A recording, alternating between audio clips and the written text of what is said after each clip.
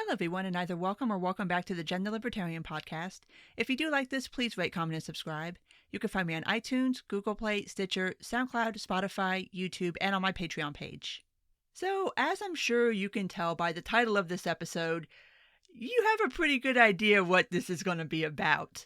Obviously, because this is all anybody can talk about right now online if you are extremely online, of course we are going to be talking about the letter. The open letter that is published in Harper's, and I believe it's going to be published in a couple of other different places, that has just caused this insane amount of controversy online. And I'm kind of blown away by it, but that's not where I want to start this story. I want to back up and start this story at the controversy that happened before the Harper's letter that everybody was talking about online.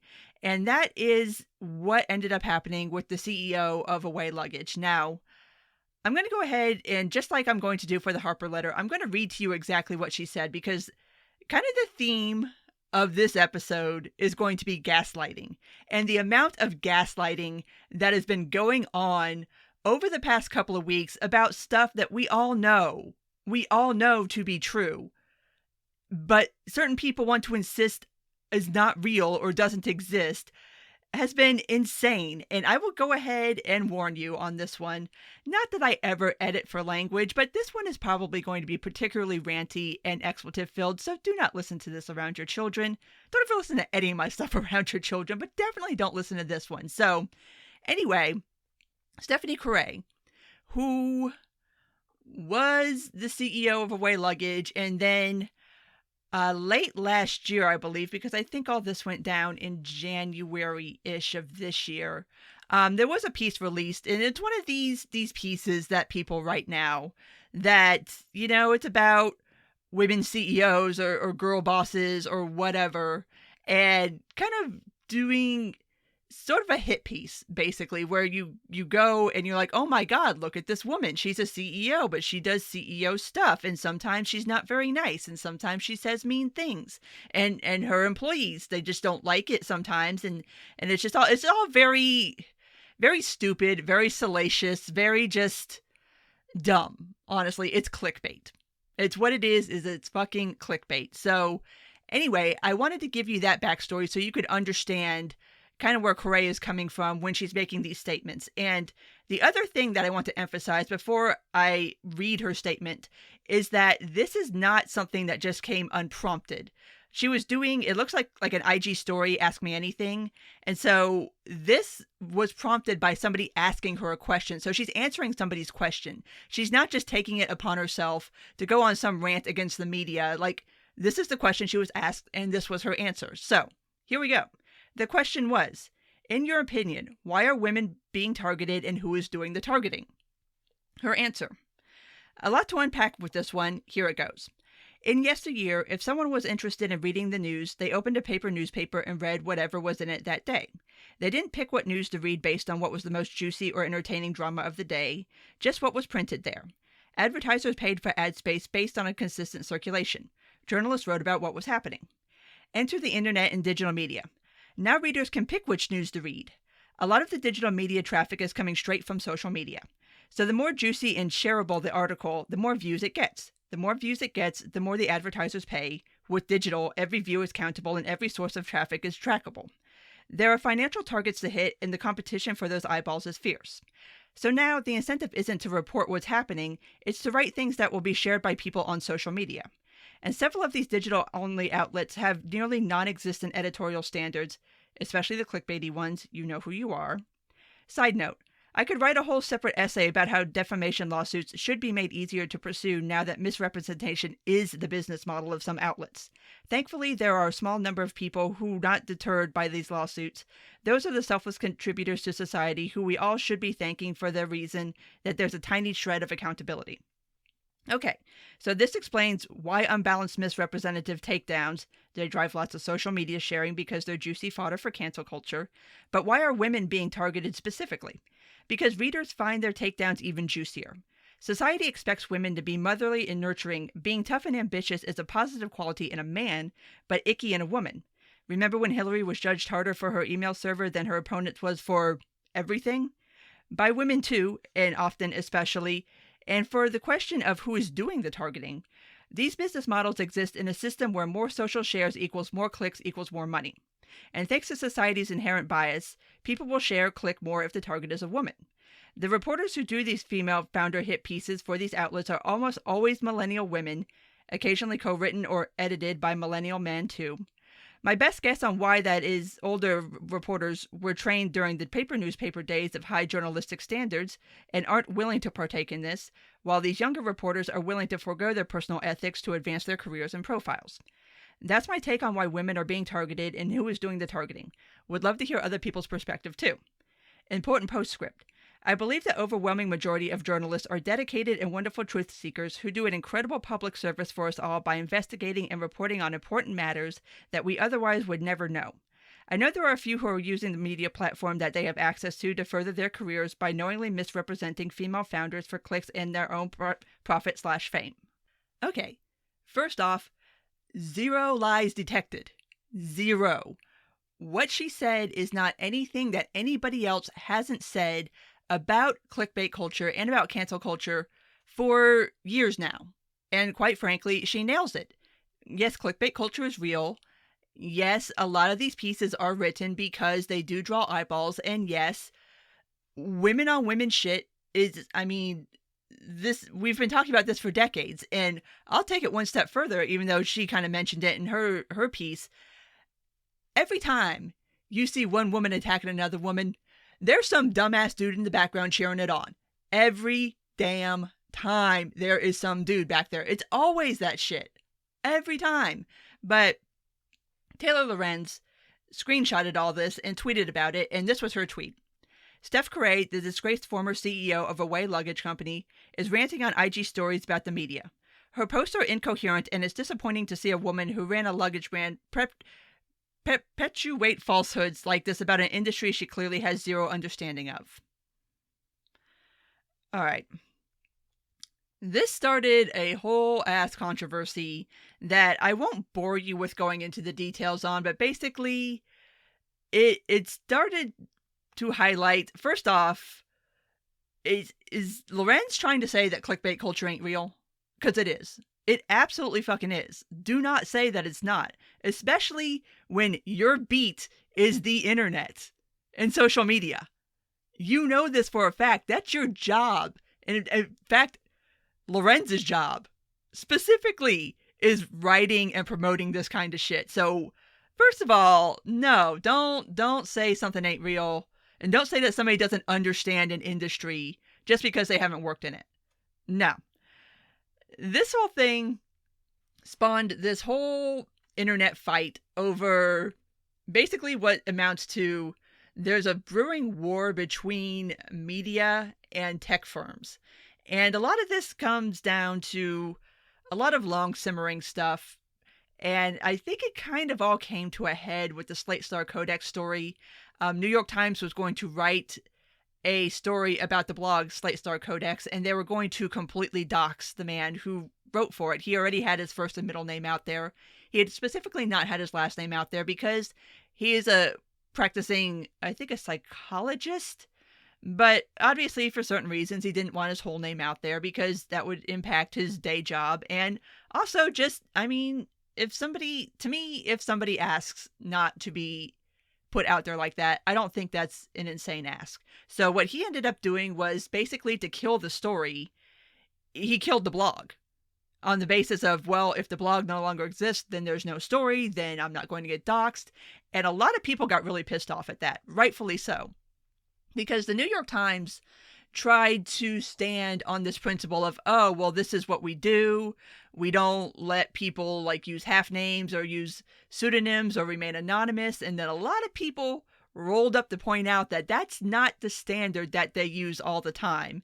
Specifically speaking, when the New York Times did their piece about Chapo Trap House, they let Virgil Texas be Virgil Texas. And if you were not aware, Virgil Texas is not Virgil Texas's government name. That's his pseudonym. But they allowed him to keep that, and they referred to him as that. So there was a bit of a double standard going on there. But this whole thing kind of devolved into, a really stupid slap fight between like the VC tech people and Taylor Lorenz. And this whole thing was also on the back of Taylor just not having a very good week, because before this, the story around her was that she basically did a story about George and Kellyanne Conway's 15-year-old daughter making TikTok videos, and come to find out through a tweet from George Conway that she never asked the parents whether they would be okay with her doing a story on their minor daughter. So a lot of shadiness going on, but this was kind of like the first instance of gaslighting going on over the past weekish or so. And it's just, it struck me as so weird. Cause like I said, I mean, I would co-sign everything Corey said. Like, that's true. It's absolutely fucking true. And I don't understand how you deny reality. Like, we've been talking about this. I've been talking about this, and I'm hardly the only person who has been talking about this for years, about the perverse media incentives that exist now, not only for traditional media, but also social media, that everything is driven by clickbait. It's driven by likes. It's driven by retweets. That's how platforms make money now. And I'm not unsympathetic to the fact that they have to pay their bills.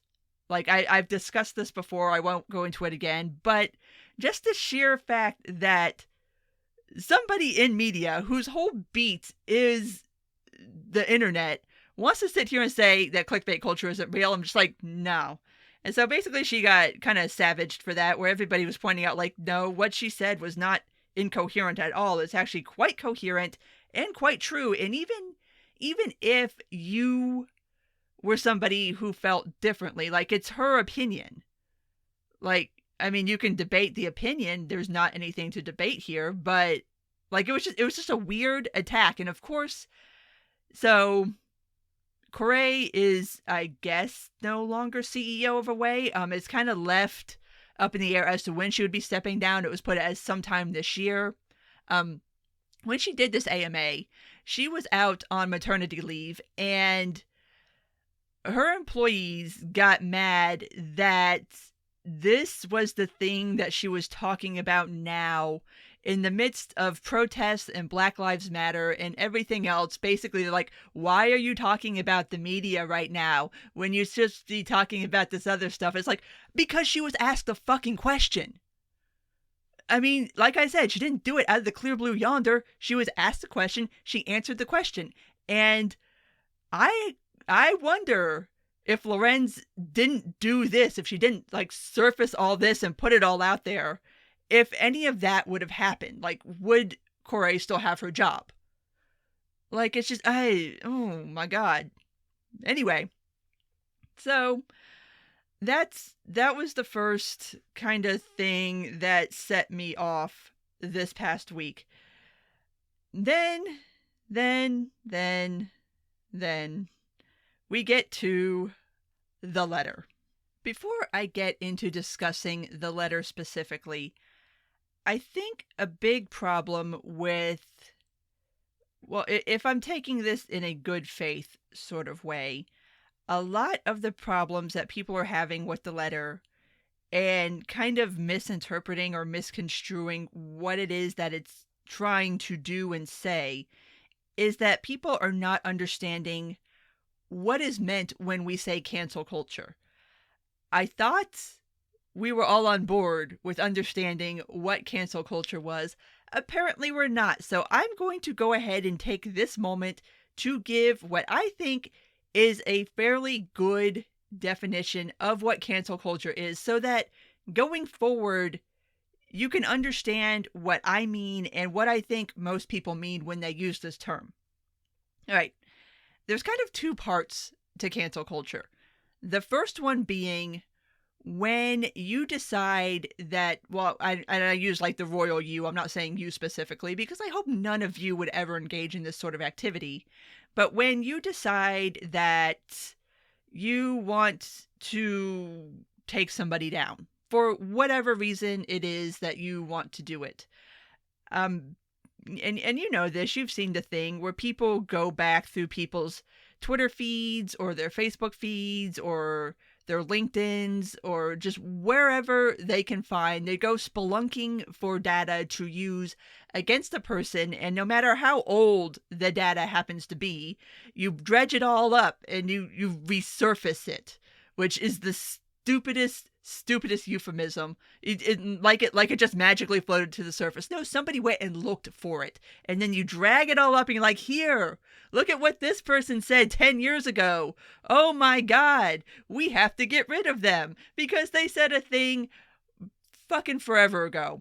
Like this is the dumbest one so far. The CEO of Fiat, the car company, just had to step down over an essay that he wrote in 1987, questioning whether women should be allowed in active duty combat. First off, 1987. It is 2020, people. Second of all, that wasn't exactly a controversial opinion in 1987. In fact, women weren't allowed in active duty combat roles until I think like 2005. So come on now. But I mean, there's plenty, like legion of examples of people going through people's old social media stuff and dredging up stuff to get them fired or to get their projects canceled or basically to materially harm someone. And that's kind of the second part that I want to emphasize is when somebody is canceling someone, this isn't critiquing them or criticizing them or wanting to engage in debate or anything like that. It's you're deliberately trying to deprive somebody of something material. That's the key part. You're going after somebody's job. You're going after somebody who they're related to's job. You're trying to hurt them in that way. The second kind of aspect of cancel culture is when you take a statement that somebody makes that is on its face just rather benign to maybe mildly controversial, and you spin it up to the point where it becomes this huge, massive online thing that ends up having real life ramifications for that person. Again, it materially hurts them. So I've seen a lot ever since the letter came out of people trying to define down cancel culture as just, oh, it's just criticism. Like, no, it's not just criticism. If it was just criticism, nobody would have a problem with it. It's that you're going after people's livelihoods. That's a fucking problem. That is something that does need to be called out. And it's starting to happen more and more, not just to people on Twitter or on social media or in academia or authors or whatever. This is starting to happen to normal, real life people who don't have the means of fighting back the way a lot of us who have platforms do. And so that explanation of cancel culture is that kind of leads into what I think that the letter is talking about and trying to describe to people. So let me go ahead and read you the letter, because it is a short letter. The reason I want to read it verbatim, though, is because we've kind of gotten to the point in this cycle where I think people are commenting on it without having ever bothered to read it, which, kids, always read the source material before commenting, because this is just, I mean, I think the letter's fine. I mean, as a statement of principles, I have no problem with it. I don't expect one short letter to like bring about world peace or even particularly solve the problem of cancel culture. The point is for the people who have signed onto it, the signatories, to say, we agree with this statement. And that's been the second part of this, is the signatories and how people have just lost their goddamn minds. People have lost their goddamn minds over this. This is so basic. It's such a basic letter. So let me read it to you just so you can have an idea of what people have lost their shit over. So here we go. A letter on justice and open debate. Our cultural institutions are facing a moment of trial. Powerful protests for racial and social justice are leading to overdue demands for police reform, along with wider calls for greater equality and inclusion across our society, not least in higher education, journalism, philanthropy, and the arts. But this needed reckoning has also intensified a new set of moral attitudes and political commitments that tend to weaken our norms of open debate and toleration of differences in favor of ideological conformity. As we applaud the first development, we also raise our voices against the second. The forces of illiberalism are gaining strength throughout the world and have a powerful ally in Donald Trump, who represents a real threat to democracy. But resistance must not be allowed to harden into its own brand of dogma or coercion, which right-wing demagogues are already exploiting.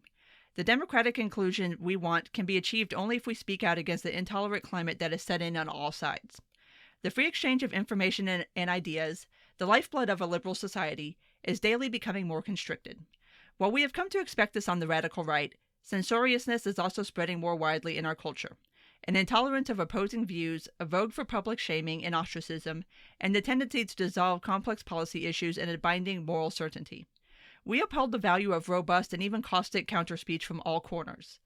But it is now all too common to hear calls for swift and severe retribution in response to perceived transgressions of speech and thought. More troubling still, institutional leaders, in a spirit of panic damage control, are delivering hasty and disproportionate punishments instead of considered reforms.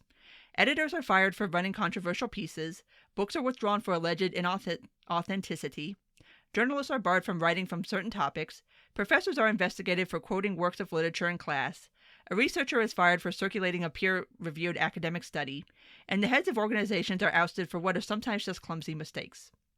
Whatever the arguments around each particular incident, the results have been to steadily narrow the boundaries of what can be said without the threat of reprisal. We are already paying the price in greater risk aversion among writers, artists, and journalists who fear for their livelihoods if they depart from the consensus or even lack sufficient zeal and agreement. This stifling atmosphere will ultimately harm the most vital causes of our time. The restrictions of debate, whether by a repressive government or an intolerant society, invariably hurts those who lack power and makes everyone less capable of democratic participation. The way to defend bad ideas is by exposure, argument, and persuasion, not by silencing or to wish them away. We refuse any false choice between justice and freedom, which cannot exist without each other. As writers, we need a culture that leaves us room for experimentation, risk-taking, and even mistakes. We need to preserve the possibility of good faith disagreements without dire professional consequences. If we won't defend the very thing on which our work depends, we shouldn't expect the public or the state to defend it for us. Again, it's a perfectly fine letter. I wish there would have been more inclusion of left-wing censoriousness, but I mean, it's a fine letter. But that's it. That was the letter. That was the entirety of it. Somehow, some way, that is controversial. I don't know. I'm like I said, I'm completely baffled by the response to this. But the second part of what has made this so controversial is the list of signatories. And I'm not going to read all of them because I think there's over 100 people who have signed on to this.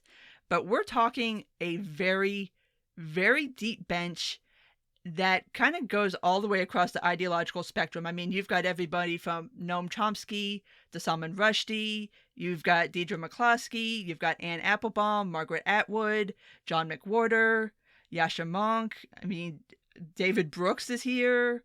Olivia Nuzzi is here. Nick Christopoulos is here. Like, you could just keep going. Like, Camille Foster's on here. Let's see, who else do we have on here? Let's see, David Frum's on here. Jonathan Rauch, Francis Fukuyama. Let's see, who else we got? Malcolm Gladwell. J.K. Rowling, which that is probably the most controversial signatory on this. Let's see, who else do we have here? Jonathan Haidt's on here. Sarah Heidler's on here. Jeet Heer is on here. Like I said, it's all over the map. You got Gloria Steinem and Nadine Strossen, which I never thought in a million years I would see the two of them sign their name to the same document. You've got Coleman Hughes, you got Zephyr Treachout, you got Cynthia Tucker, and probably the second other most controversial signer on this is Matt Iglesias. And that has spawned a whole thing. And let's see who else we got. Barry Weiss, Thomas Chatterson Williams, who is actually the person who started this whole concept of this letter and was instrumental in writing it, which is funny because some people have tried to float the idea that this was just a bunch of white dudes, and Williams isn't white, he's mixed. So, not a bunch of white dudes. let's see, who else do we have on here? Emily Yaffe, John MacArthur. Yeah, there's like I said, there's a ton of people on here. Really deep bench, really just spans the whole ideological divide. Ideally, what you would think that you would want to see in a signatory list of a letter like this. It's not just libertarian types or just liberal types. It's across the ideological divide. So this dropped on, I believe, Tuesday. And I am recording this on Thursday. And so we are now on day 3 of the letter. And it has just gotten progressively more insane. Like, when it dropped like around probably 9ish, 10ish on Tuesday morning. And so I read it because everybody was tweeting about it. And I'm like, okay, this is fine. It's cool. It's whatever. I was rather impressed by the signatory list. I'm like, okay, they put a lot of effort into reaching out to people and getting signatures. All of Tuesday was like watching some kind of insane mental experiment go down on Twitter, because this went wide, obviously, and then people started reacting to it. And I was just like, what the actual fuck is going on here? And like I said, like, I expected people to be mad about this because it's a deliberate call out of cancel culture. And basically saying, can we all please knock it the hell off? Basically. And so, obviously, you had the whole cancel culture isn't real, which, stop it. Yes, it is. We've been discussing it for years. There are whole ass books written about it. And I kind of take it a certain way when people say that cancel culture isn't real. Because I have a friend that got canceled. Nancy Rommelman is my friend. I was there when that shit happened to her. I talked to her about it. We did a whole episode about it. Like, don't tell me something isn't real when it happened to one of my friends. Like, that's insulting. Like, that's just, I take that a certain way. Because now you're like, you're trying to tell me something that I know is true, isn't true. And like, okay, so how would you like me to square that with my experience and my friend's experience? And that's not to mention the scores of people who have been through this. Like, are you serious? Are you even? Oh my God. So, letter drops. Everybody kind of jumps on their own particular hobby horse to criticize the letter and the people who have signed it. Sadly, this became a thing. And my God, if this doesn't prove the whole damn point of the letter. A couple of people who signed the letter, once it went public and they realized how many other people signed it and who signed it, because apparently that's a thing, now want to rescind their names because, well, I didn't know this person was signing it. And I'm just like, who gives a fuck who signed it? What does that matter? Did you agree with the letter? Did you not agree with the letter? If you agreed with the letter, great. Sign your name to it. Who cares who the hell else signed their name to it? That's not the fucking point. Like, did you miss the point? But the whole fact of people being shamed into wanting to rescind their name from the list of signatories proves the whole point of the letter. Thank you, everybody, for participating in the most Pavlovian mental experiment I have ever seen. Like, everybody just, it rang the bell, and then everybody ran to the food dish. Like, oh my God, it was nuts. It was absolutely nuts. And so you have this evolving thing where it starts with people attacking those who signed the letter and say, you want to be associated with this person or that person. And first of all, just because you sign your name to something doesn't mean you're associated with every other person that signed their name to that document. Like, that doesn't even make any sense. That's a stupid fucking argument. Like, but that's how you attack people, is you attack by association. So that happened. And then we kind of moved on to somehow or another this being like an anti-trans thing, which nobody said anything about trans people. Like, what? And this is where the J.K. Rowling thing comes in, because if you're not aware, people have been trying to cancel her for, God, probably years now, for the offense of J.K. Rowling saying publicly several times that there is such a thing as a biological woman. Like, that woman is a biological thing. And so obviously the trans crowd, the pro-trans crowd, have been, like I said, it's been going on for years now. There's just this stupid back and forth. And that is a corner of social media that even I don't touch because it's too freaking toxic. Like, these people are insane. Like, these are vicious, vicious attacks. And of course, J.K. Rowling is not getting canceled because she's freaking rich and she's made a lot of people a lot of money. So yeah, nobody's going to deplatform her. Like, yeah, okay, sure, you're not going to publish the next J.K. Rowling book. Yeah. Okay, yeah, we're going to forego millions of dollars because y'all want to have some stupid online fit. That ain't happening, but it keeps being tried. So that's that. And also, Jesse Singal and Katie Herzog are also signatories on the letter. And they have both been accused for being transphobes for the sin of asking, maybe we shouldn't be doing transitions on kids. Maybe that's a bad idea. We don't really have any data on the long-term effects of that. So maybe we should just ease up a little bit on that. Maybe. And so, of course, if you say something like that, then you're transphobic and you want trans people to literally die or kill themselves or what the fuck ever. Like, it's just, if you ever want to go someplace and see the worst bad faith arguing, go step into that particular debate on Twitter.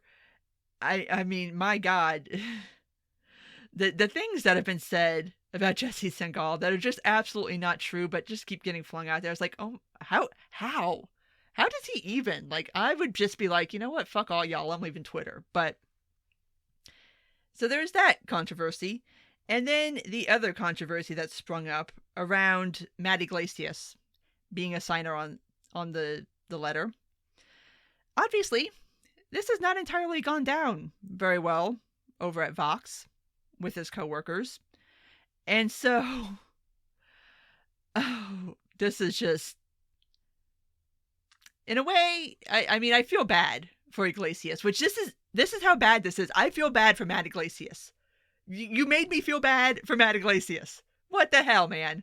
But one of the people that work at Vox who's trans, wrote this letter that was supposed to be internal to Vox saying how she feels like Matt signing onto this had made her feel unsafe and it's a bad workplace and blah, blah, blah, blah, blah.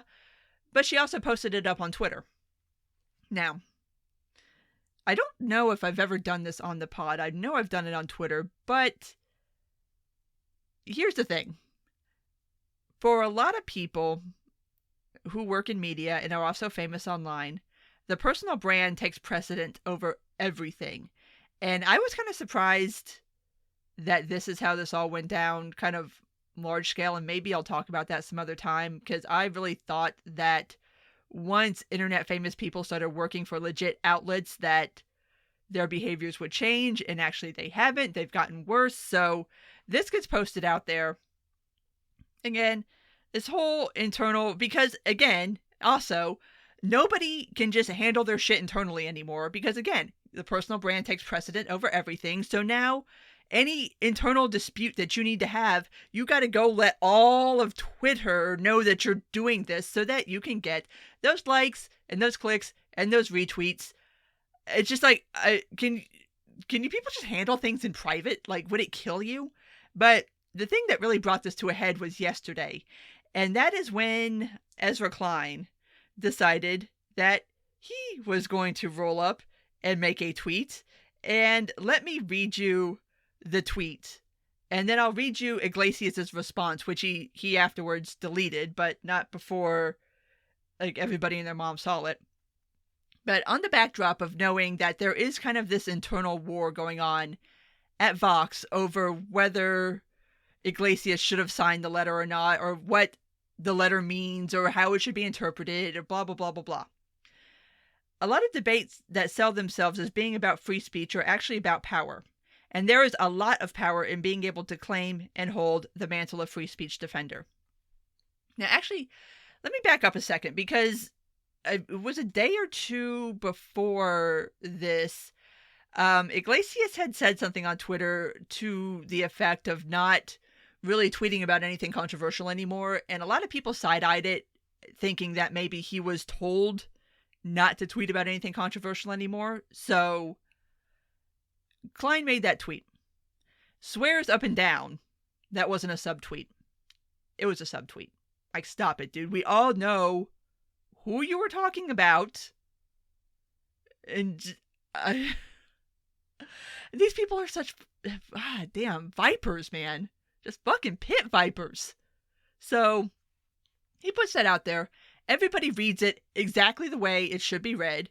And Iglesias responds in the replies, should I reply to this with a concrete example or stick to my commitment to you?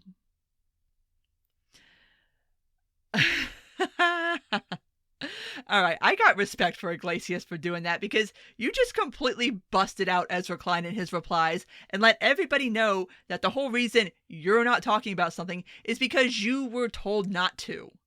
And now you just made Ezra Klein look like a piece of shit, because now that we all know that he got that commitment from Iglesias to not say anything, you want to turn around and make like some pissy subtweet about it and thinking that he ain't going to say nothing?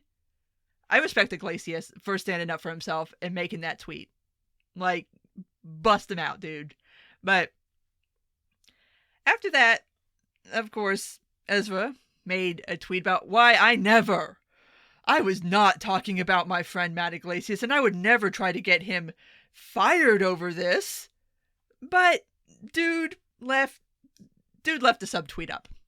Now, here's my thing. If you genuinely did not mean for something to be taken a certain way, and a whole bunch of people take it a certain way, including somebody who is your friend, like Klein and Iglesias are friends, like they started Vox. They go way back. If even your friend takes it that way, delete the fucking tweet and apologize. Don't leave the tweet up and then do some kind of pearl-clutching, why, that's not what I meant at all. I would never. Because now you're trying to play both sides of the fence. You want to leave the original tweet up because you want to left up what you said because you were talking to a certain crowd, but you also want to pretend like you didn't just throw your friend under the bus to go pander to that other crowd for the clicks.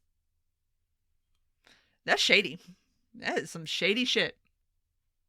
That's just, wow. But it's kind of like what's going on at the New York Times, where you obviously have this internal war and people willing to throw their colleagues under the bus for clout. And that was just, ooh, that is some shady shit. So, like I said, we're on day 3 of the discourse on the letter, and it's just getting worse and worse. Like, somebody tweeted that, wow, you know, that Thomas Chatterton Williams guy, he really tweets like he might have some skeletons in the closet, and that's why he's got a problem with cancel culture, because he's afraid that he might get canceled. I mean, I don't know anything about the dude, but I'm just thinking out loud here, and it's like, are you kidding me? Ooh, yeah, it's going some dark places, and people are making some very nasty insinuations about why somebody would want to write or to sign on to, again, this very benign letter. Like, it's so basic. That's why I wanted to read it to you. Like, people are getting completely out of pocket over that. So, again, don't try to tell me that this atmosphere doesn't exist when a letter that simple, it sets people off, like their brains explode. And all of a sudden we have to have these insane discussions and arguments and insinuations thrown about. Like, wow. It was nuts. Like, I cannot overemphasize just how insane the past couple of days have been on Twitter. But putting that aside, I want to engage in some of the more decent criticisms of the piece, although I don't really agree with any of them. The first one that's kind of coalesced is, oh, look at all these people who don't have to fear being canceled because they're part of the quote-unquote elites. Which, congratulations, that's the point of the fucking letter. The whole point is that these people are speaking up because they have huge platforms, because they know that they're really not going to face any kind of repercussions other than a bunch of people yelling at them on the internet for this. They're speaking up for everybody else who does not have that platform, who does not have the support of a peer network or institutional support or tens to hundreds of thousands of supporters on the internet. We're speaking up for those people. The people who are living normal lives and get sucked into this insane cancel culture and can't do anything about it because they're not public figures. They don't have a platform. They don't have that kind of support behind them. And everybody who made that argument just kind of told on themselves that they are incapable of processing the idea that a group of people, or that an individual, because it seems like this was kind of a blind signatory thing. Like, I've seen people talk about it and they knew like maybe one or two other people that signed on to it, but the full list wasn't known until it was released. But the idea that you, as somebody who has a platform, does something that is not solely for yourself, it's for the benefit of somebody else. And of course, everybody on the list would benefit if we stopped doing cancel culture, as everybody in the world would benefit if we stopped doing cancel culture. The point is, they have the platform to promote this. And people have tried to make like the stupidest argument that this would have been more impactful if it was done by people who weren't in that position. And I'm just like, if just 100 rando people signed this letter, nobody would talk about it. Like, nobody would care because nobody would know about it because those 100 rando people don't have a platform to promote it. Like, the whole idea was that these people are using their names and their platform to promote something to help somebody else who is not similarly situated. Like, why I'm baffled as to why that is a difficult thing for anybody to understand. So that was one. And then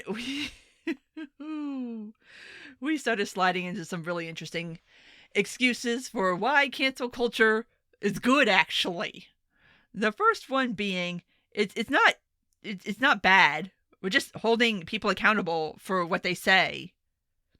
To that, I say, when was the last time you saw somebody get canceled over something that was really even worth talking about? Let alone worth losing their job over. When? Point to me. Show me the last time that cancel culture actually canceled somebody who genuinely fucking deserved it. I mean, what? We got to go back to Harvey Weinstein? This is not about holding elites accountable. It's not even holding people accountable. It's just destroying their lives over nothing. Like I said, when was the last time what? Because somebody tweeted out a study that shows that nonviolent protests affect better change politically than violent protests? That dude lost his job over tweeting out something that is demonstrably true.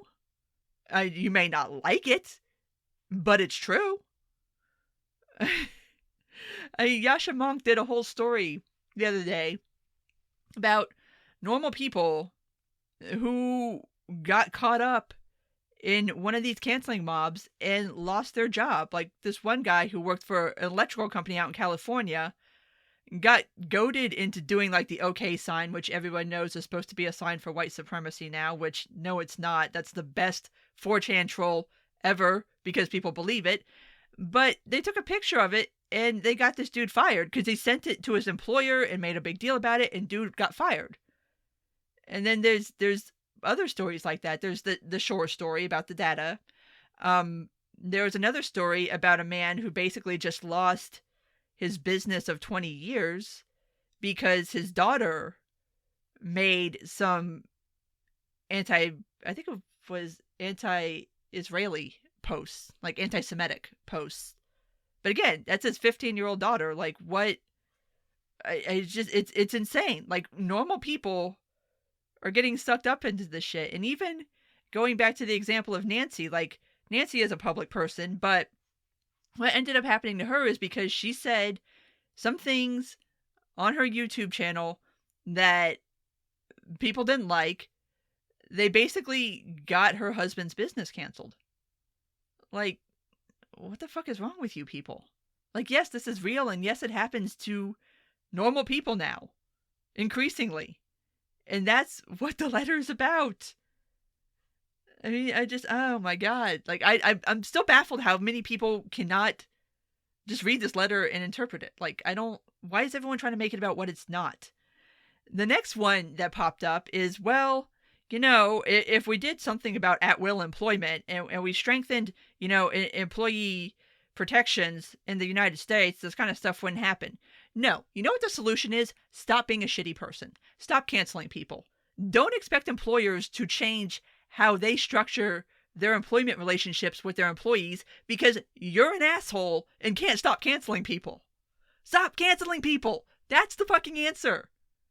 Not, let's again, people jumping up onto their particular favorite hobby horses and trying to ride it into the sunset on this one. No, cancel culture is not a reason to change labor relations in the United States. It's a reason for you to stop being an asshole. Like, oh my Lord, these people, I don't. And the one that really, really irritates me deeply is the criticism that, oh, this is just the elites not wanting to be criticized for what they say online.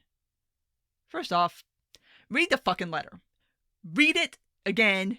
Read it until you read the part where it specifically says they welcome all forms of debate from any quarter. What the fuck? No, we're not saying don't criticize people. Nobody that signed that letter, nobody that has ever critiqued cancel culture, none of us, nobody has ever fucking said that that nobody wants to be criticized. Nobody said that. That is a complete bullshit straw man argument, and it pisses me off because it's the exact opposite of what we're asking for.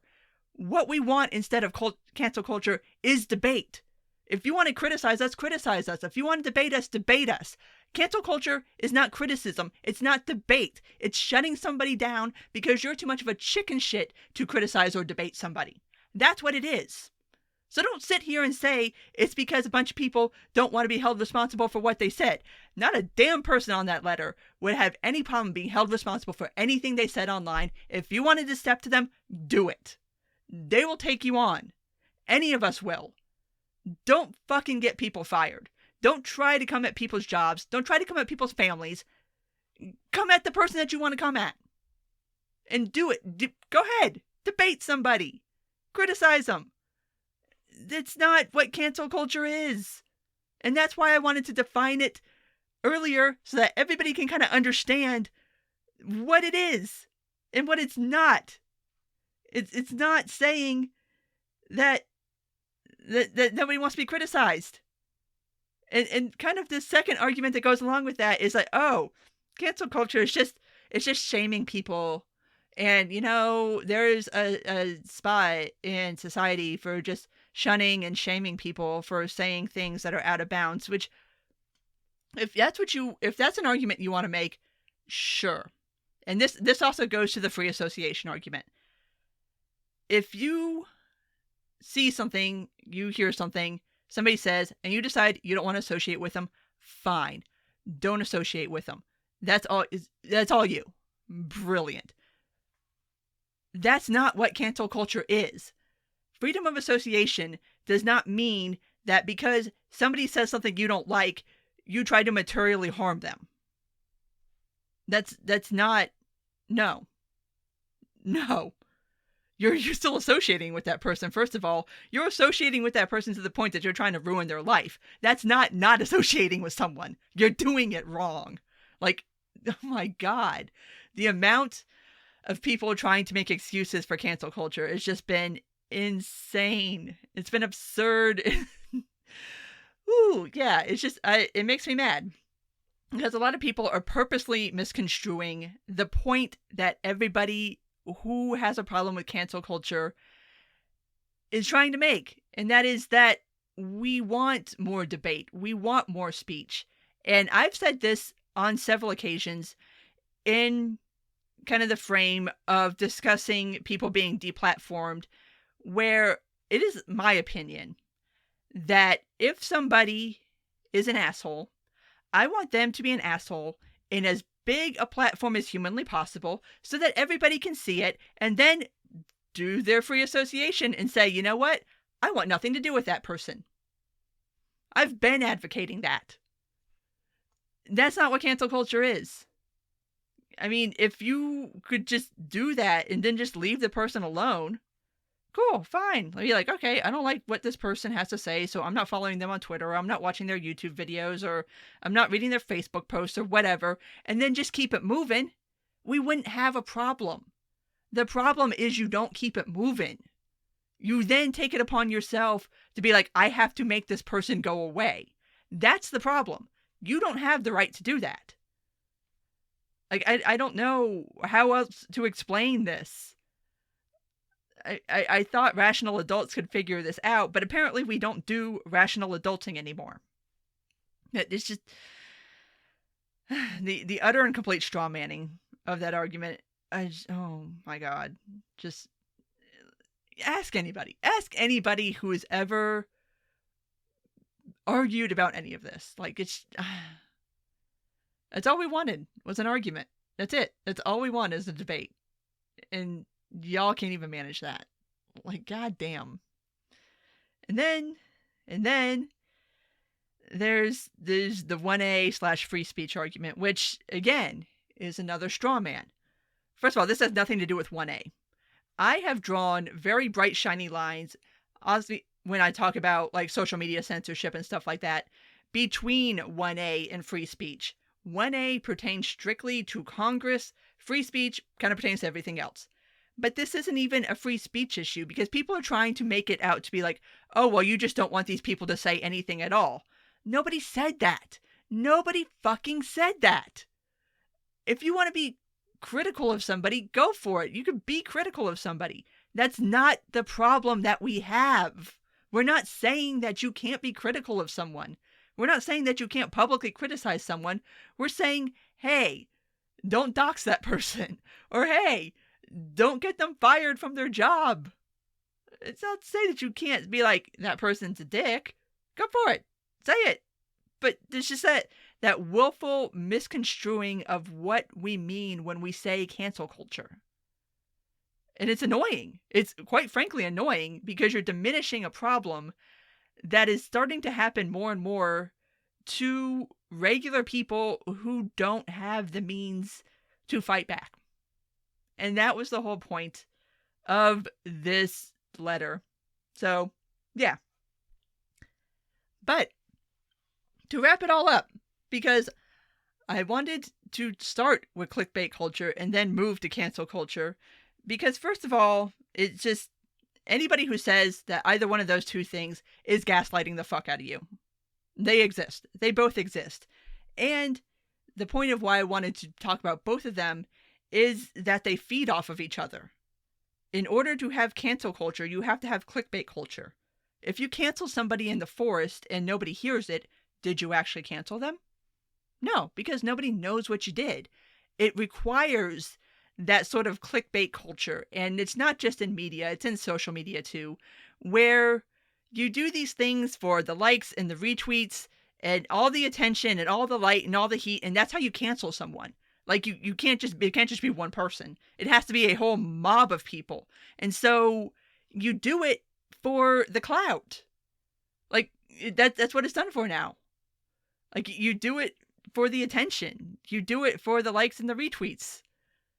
Just the same way that clickbait culture engages in certain stories because people click on it and it makes them money. It's the same thing. They're two sides of the same coin. They need each other to exist. They feed off of each other. And so that's why I wanted to do this and highlight both of them, because without one, you don't have the other.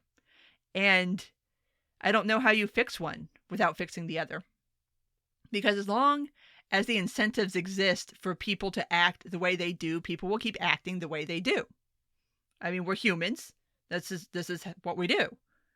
So there's something to think about when you think about trying to fix either the culture in more traditional media or the culture in social media, is that the same incentives drive both of those trains down the track. And they're not good incentives. They're really shitty incentives. And how you fix that? I'm not sure.